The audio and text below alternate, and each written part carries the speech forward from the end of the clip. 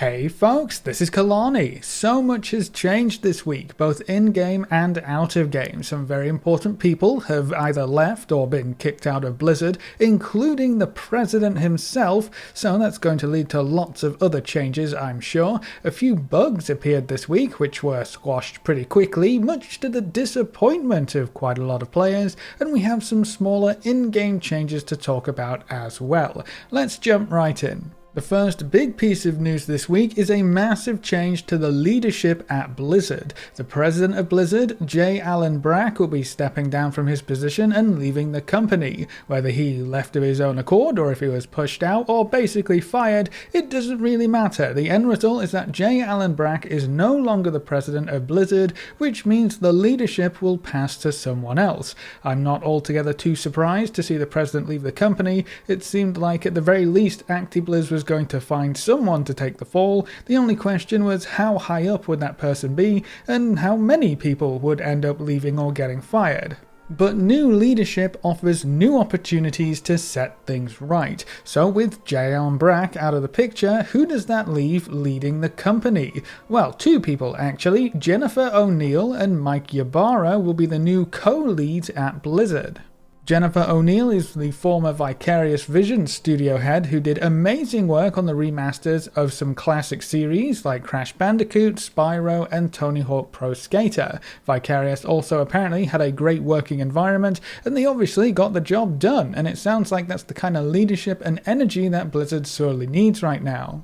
Mike Ybarra has a bit of a different past. He spent 20 years at Microsoft working on Xbox, holding many titles before joining Blizzard in 2019 as the Executive Vice President and General Manager of Platform and Technology. People were also very quick to find Mike's character in-game and discovered that he raised in a top 300 guild, and he recently proudly tweeted that he's managed to get all Mythic Plus dungeons done on plus 20 keys or above to unlock all of the teleports. So not only does he play the game, he plays it at a high level, and he tweets about playing the game. On one side we have someone who is well known for quality, good working conditions, and putting out great products, and on the other side we have someone who obviously cares about the game, enjoys playing the game, and has an extensive technical background. It might be the perfect combo to get Blizzard back on track, but we'll have to wait and see at the end of the day. If you're curious about the rest of their background, I would highly recommend you give them a Google and see what they've been up to. It's actually pretty exciting to me. We could get some great games out of a future Blizzard entertainment.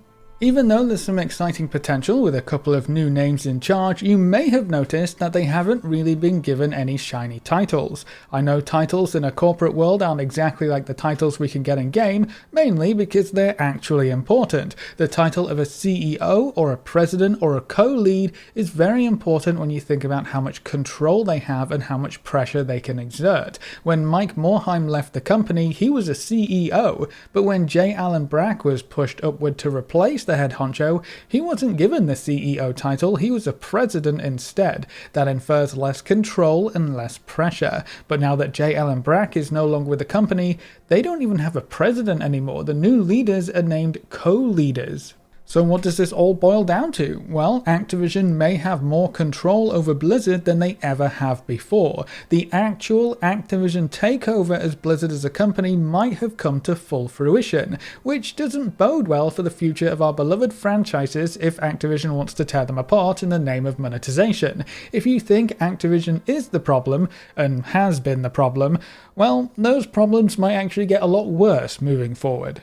Now, with that being said, there are actually a lot of job openings that became available this week as well, specifically for the World of Warcraft team. Perhaps most interestingly, there's an opening for a class and combat designer focused on tuning, as well as a game designer specifically for PvP content. So it looks like the devs want a few more eyes on World of Warcraft combat, which is great to see. There's also a listing for an associate game director, which could be another set of opinions to add into the mix alongside Ian Hazzikostas, or it could be Ian potentially training his successor. I hope it's the former. More ideas and a split workload could make the game director position less stressful and more efficient. That's not all though. There's software engineer openings, encounter design, artists, knowledge managers, content designers, sound designers, quests designers, principal game designers, visual development, game producers, and production director openings. All of these are new openings that are adding to the dev team too, so it's not like they're all just job replacements, and growing the WoW dev team should be a good thing long term, and it shows that they're not just cutting costs further and letting the game dwindle and die. There are a total of 42 openings for the World of Warcraft team alone right now, so hopefully getting some new blood in there will help get the game back on track. You know, after Blizzard actually becomes a decent place to work anyway. In another example of what might be considered change at Blizzard, one of their upcoming projects will actually be delayed. It was announced this week that Diablo Immortal, yes, that's the mobile version of Diablo, will be delayed until 2022. According to the development team, the delay is to pursue additional opportunities to make the title even more engaging for a wider audience. They included changes to endgame PvE content, changing up a few things about the PvP aspects of the game, and even working on implementing controller support, which could be huge. I still think a phone isn't really the best place for an action RPG game, but if you can plug in a controller, that could actually make it a lot better. Not as much as if it were on a PC, but at least it might end up playable.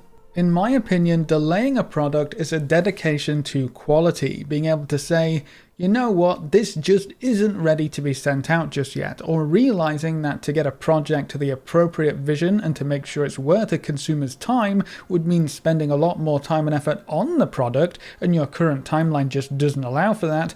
That's a good thing to recognize. Delaying a game is never a bad thing to me, because that tells me more time will go into the game, so there's a higher chance of it being good. When bad games are pushed through too early, it almost doesn't really matter how much work is done after that game launches. It's already tainted with the perception of being a bad, buggy, broken game. I'm not saying it's super impactful, or that you should love Blizzard based on this one decision, but it's at least a good sign moving forward. Delaying a game to ensure it meets a certain standard is what Blizzard used to be all about. The Blizzard polish, a Blizzard quality game, ready when it's ready.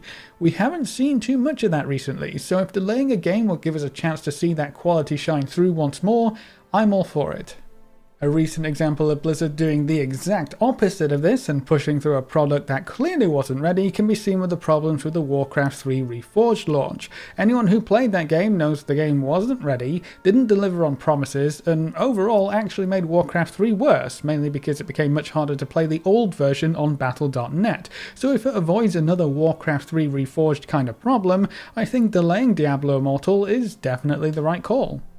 Now, in other news, let's take a look at what's been going on in-game. Players found an incredibly quick way to level this week, and it was also very simple: Timewalking dungeons. For whatever reason, when the Burning Crusade Timewalking event started this week, the Timewalking dungeons were rewarding a crazy amount of experience. We're talking up to 2 to 3 levels per dungeon you ran at certain levels, which made catching up on some of your ults very quick indeed. Players found it particularly useful for leveling their ults from 50 to 60 without too much effort required, and without having to go through any of the Shadowland zones. While there are still a few days left with the Timewalking event, I'm sad to say that you won't be able to take advantage of this quick leveling anymore, because the dev team pushed a very quick hotfix through to, well, fix the experience rewards. I guess the crazy experience gains were not actually intended, which is a bit strange, because the previous Timewalking event for Warlords of Draenor apparently had the same very high experience rewards. I guess one large contributing factor is that TBC Timewalking dungeons are much faster and much easier,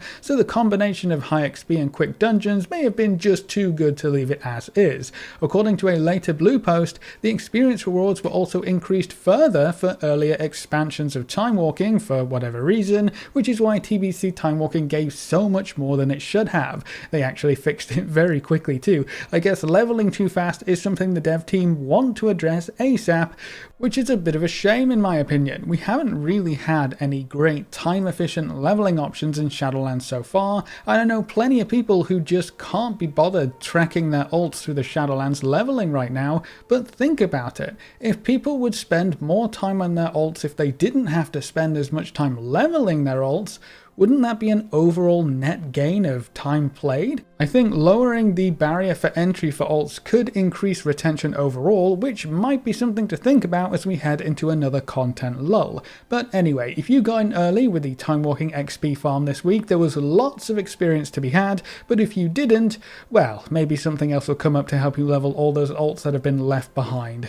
Now, it is worth noting that Blizzard increased the overall experience gains from Timewalking dungeons by about 50% later on in the week, so even though it's still nowhere near as lucrative as what it was when the bug was in play, Timewalking dungeons will give a bit more experience right now than they used to do so far in the Shadowlands expansion. That doesn't mean the Timewalking event is totally useless though. Remember, we still have plenty of mounts to collect with the badges, the Time Reaver mount itself, and the Timewalking raid still offers some pretty good rewards too. This Timewalking week comes with a Black Temple Timewalking raid, which drops item level 226 gear, which is right on par with the Sanctum of Domination raid gear. It can be a very quick method of gearing up for anyone who doesn't usually step into raids, or for any alts who may have been left behind. The Timewalking raids also drop quite a lot of loot if you have a full raid, so there's a good chance of you actually getting something. Don't forget that the Timewalking weekly event also rewards you with a box of normal Sanctum of Domination raid gear, which could contain some of the more powerful weapons in the raid, maybe one of the awesome trinkets, or even a piece of Domination gear. Domination gear is incredibly powerful because it allows you to socket more Shards of Domination. While you can get Shards of Domination from running LFR, the gear rewards you can get are limited by item level, so if you want some normal raid loot without, running the normal raid, be sure you get the Timewalking events done when they pop up. Speaking of raid loot, another minor change came through this week for the Shard of Domination system. This one has been long overdue in my opinion, but the dev team has finally made it so you cannot override a Shard of Domination. With the Shard of Domination system essentially being a copy-paste of the gem system, but with special gems, it worked in the exact same way when it came to socketing your shards. You were able to put a shard into an already occupied socket, which would outright delete the shard that was in there. That could be a massive loss of progress, considering shards take a lot of Stygian embers to upgrade, and they're completely random whether you actually get the shard drop in the first place. So overwriting a shard was such a tragic and costly mistake, which makes you wonder why it was possible in the first place. But with this hotfix, now it's not. You no longer have to worry. You can uninstall those weak auras and add-ons that spammed your screen to warn you about overwriting domination sockets now. You're welcome. And then last but not least this week, a recent hotfix made it so that finally we have some portals in the Sanctum of Domination raid that let you quickly move through the huge instance as you start to kill bosses. After you kill the 9, and I think after you kill Painsmith, you should see some death gates appear at the start of the instance. These death gates will take you up to the next floor of the raid, so you don't have to run all the way back through to get to the boss you're working on. This has always been kind of confusing to me because Bolvar actually opens up death gates as you work your way through the raid, and he has since day one, but we've never been able to interact with them as players.